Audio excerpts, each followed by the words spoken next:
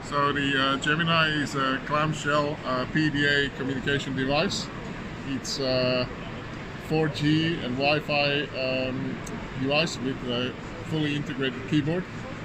So when you close it, it's got a form factor that's completely pocketable. So it's not just portable, it's also pocketable. It's great for people on the move because what you get is a machine where you can really do a lot of things that you cannot do on your mobile phone in terms of being productive. So writing notes, writing messages, responding long-form text, writing documents, editing documents, things that you could do on a PDA back in the 90s, but you cannot really do properly anymore on the phone. So you could take a tablet with a keyboard, with a case, and carry it around. You could take a laptop and carry it around, but all of those solutions are not pocketable. And this is a solution which is actually pocketable, so it's real productivity on the move. And this is kind of what is interesting, that you're getting the solution when people look at the device saying, what am I going to use it for? It's very interesting. You know, just before coming to Mobile World Congress, I was taking a taxi in London, and the guy saying, look, it was an Uber, and the guy saying, look, I've got a laptop in the back of my car. I'm taking orders for my chauffeur service, but if I had this, I wouldn't have to take the laptop out of I wouldn't have to carry the laptop in the car. At the same time, you know, I was at Marks and Spencer's buying some food, and the guy behind the counter is saying, look, you know, this is a keyboard, I can actually use this. I really don't like typing on the screen.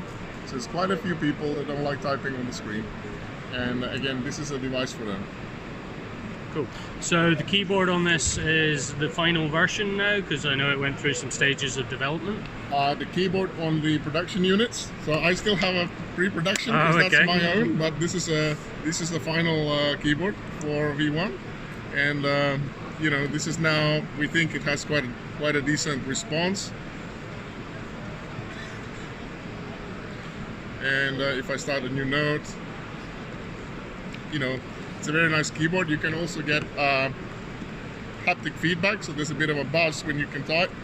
You can switch that on or off, and also you can make a sound when you type. So you can have a sound telling you, confirming that you have actually pressed the character. The applications that we've written dedicated for the device means that you can also write very big letters. Yep. And you know, which people which want to write with you know, adapting to the font size for people that want to have like large letters as well. So some applications we're writing, and we're trying to bring back some of the applications that were there on the PDAs, like a database, proper database that you can put anything else on. Also notes that you can easily share with standard software, and the calendar, which was really interesting back in the days of the Scion. I'll show you a version here. You know, it's just a version, you know, very similar to the old Scion calendar. Okay. So you can see, you know, it's we haven't releasing that yet, but the notes is available on the current version, and then the other applications are coming. Cool. Now, obviously, with the form factor, the device doesn't have an external display.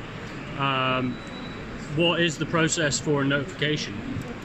So essentially, you can have a smart watch that you can get notified of the phone number, but also we have some LEDs on the unit, which means that you can get a pattern on the unit when there's a notification required. So for example, here's a pattern, so a green flashing pattern or something like this. So you can get different patterns, and of course the sound as well, right? Cool. So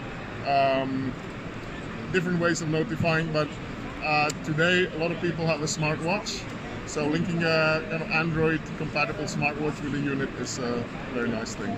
And last question, obviously I'm seeing that there's two USB ports on, Type-C ports on there. Are they both capable of display out as well?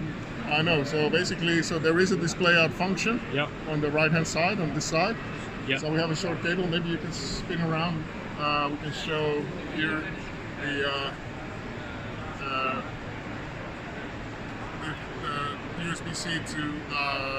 USB-C to HDMI adapter. Oh yes. Yep. Yeah, and basically this is the way. So this port is really acting as a more of a master, and on this side you can be either master or slave.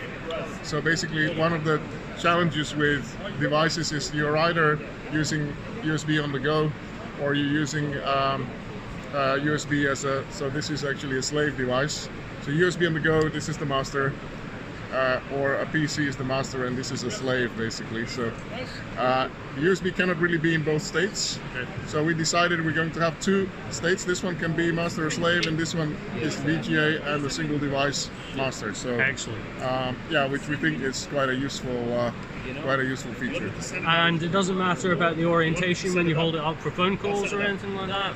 Because I believe you got. So basically, if you hold it like this, the microphone will activate here, and the earpiece will activate here, and then when you switch, they will swap around. Okay. So there's a sensor like that, which is basically pretty good.